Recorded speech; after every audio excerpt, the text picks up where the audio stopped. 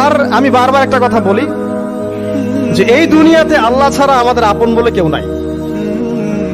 আপনি যাকে আপন মনে করেন না কেন, আমাদের সম্পর্ক আছে বাবার সাথে, মায়ের সাথে, স্ত্রী সন্তানদের সবার সাথে, আমাদের হক আছে, অধিকার আছে, সব ঠিক আছে।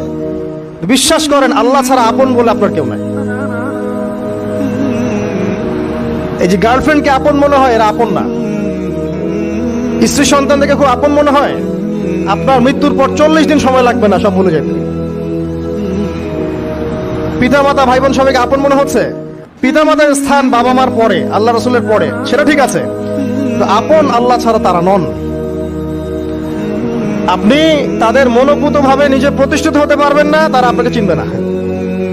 বলে সারাটা জীবন তোর পিছনে এত টাকা ঢাললাম, কি করলি? কিছু করতে পারলি না।